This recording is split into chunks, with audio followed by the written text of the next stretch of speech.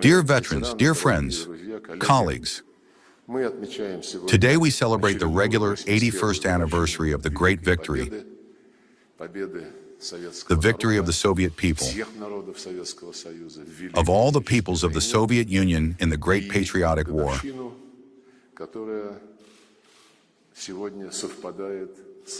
And an anniversary coinciding with a whole series of events reminding us of the times that preceded the beginning of that very bloodiest war in the history of mankind.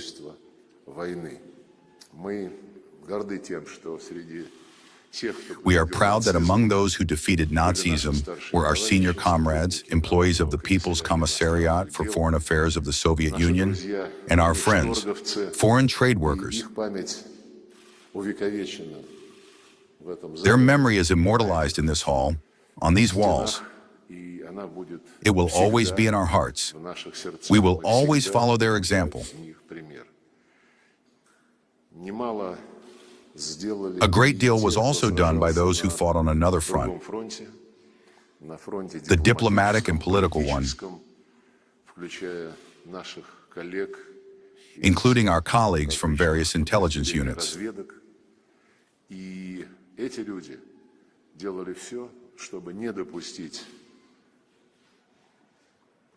These people did everything to prevent the expansion of the Hitlerite Reich in terms of recruiting new so-called allies and satellites. They did everything to form the anti-Hitler coalition and to ensure that, immediately after the end of the war, a plan for the further organization of the world was ready. It was expressed in the UN Charter in the creation of the United Nations. This work was carried out in parallel with the destruction of Nazism and in advance allowed for the reaching of agreement between the great powers leading the anti-Hitler coalition. We are constantly and invariably faithful to those agreements. It is not in our historical, political, or cultural tradition to sign something and then, with a light heart, do the exact opposite. This is precisely what our Western colleagues are famous for, who do not so sacredly honor the results of our brotherhood in arms, which it would seem laid the foundations for the long-term peaceful development of all mankind. Now, when we are celebrating the holy feat of the victory over Nazism, this very Nazism is raising its head, not only in the ideological sense, in the multiplying attempts to rewrite history and the outcomes of the Second World War, but to remake the world order in such a way that, again, as in colonial times, the West continues to exploit everyone else and live at the expense of others. This line is manifest quite obviously in the actions of current Western leaders and elites. But besides the ideological aspect, the struggle against Nazism in today's conditions acquires a purely practical meaning, considering that many in Europe, without hesitation, call for repeating the experience of Hitler and his henchmen and preparing another attack on our country with the openly declared goal of inflicting a strategic defeat upon it.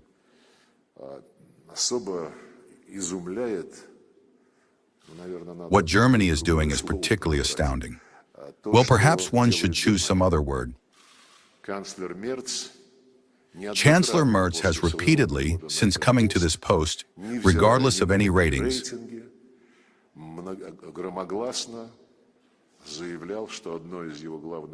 loudly declared that one of his main goals is to ensure that Germany once again possesses the strongest army in Europe.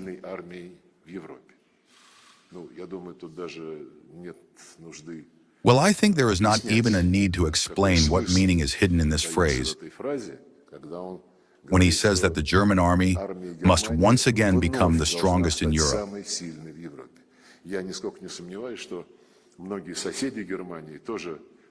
I have no doubt whatsoever that many of Germany's neighbors have also paused to think about where Euro-Atlantic, European integration is heading, led by the bureaucrats entrenched in Brussels, who are in every way encouraging such revanchist sentiments in Germany and in other parts of the Euro-Atlantic. This certainly includes a whole series of other capitals, our neighbors the Balts, the Poles, and, well, Britain. How could we do without it? We see all of this. Therefore, our work today goes in parallel with the heroism that the fighters on the front of the special military operation manifest daily. Our work today, just as during the years of the Great Patriotic War, is called upon to secure the diplomatic front. And this front, I believe, is becoming more difficult with each passing day.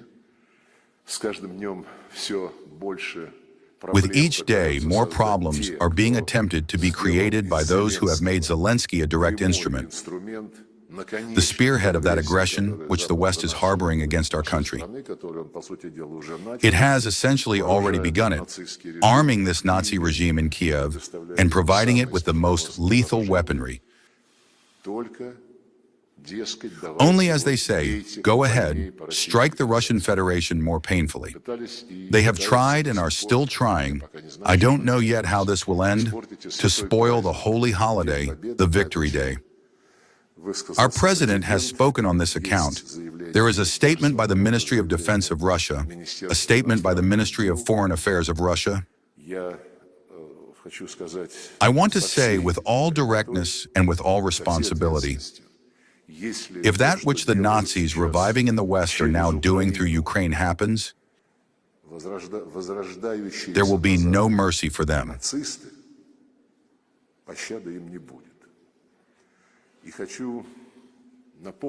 I want to remind you that on April 19th, for the first time in our history, by the decision of the President and the decree of the Federal Assembly of the Russian Federation, the day of remembrance of the victims of the genocide of the Soviet people, of all the peoples of the Soviet Union, was observed. It was they who were the target of the genocide wrought by Hitler and his henchmen on our land. Facts revealing, facts proving once again, if anyone required proof, Hitler's plans for the physical destruction of the numerous ethnic groups of our united people and the settlement by Germans and other Aryan nations of the lands on which these ethnic groups lived. These facts are now being published again in enormous quantities. We are distributing them in all international organizations and through bilateral channels via our embassies and consulates. Our goal is to ensure that the recognition of the genocide of the Soviet people, of the peoples of the Soviet Union, becomes part of the activities of international organizations. We have already adopted relevant documents in the Collective Security Treaty Organization and the Commonwealth of Independent States. We will continue this work on a permanent, systematic basis, together with our friends and like-minded people. Well, in conclusion, I want once again to congratulate everyone present, as well as all employees of the Ministry of Foreign Affairs, our representative offices in the constituent entities of the Russian Federation, and the employees of our foreign missions on this great day, this great holiday. I know that abroad, including in countries with an unfavorable environment, events are being held, both the Immortal Regiment in various formats and other actions that annually allow us to draw the attention of our diplomats' host countries to the fact that this feat will never vanish from our memory. And Nazism, in whatever guise it may be reborn, will be defeated.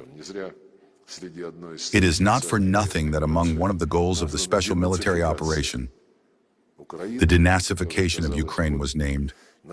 which found itself under a Nazi racist regime after the coup d'etat orchestrated by the West in 2014. I want to emphasize this once again. The President has repeatedly reminded us of these goals. We must eliminate any threats to our security from Ukrainian territory.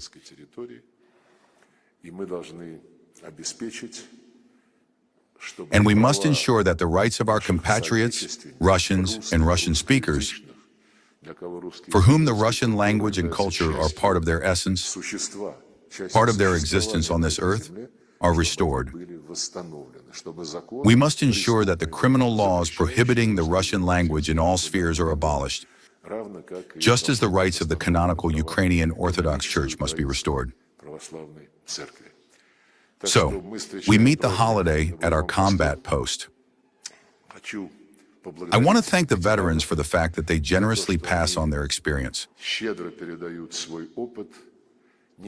There were many situations in the history of our country when diplomacy helped efforts at the front, on various fronts. Even after the Second World War, there were many situations where we were involved in regional conflicts in one way or another. In all these cases, our diplomacy very worthily defended the interests of our motherland. I have no doubt whatsoever that we will certainly endure this trial as well. Happy holiday to you once again.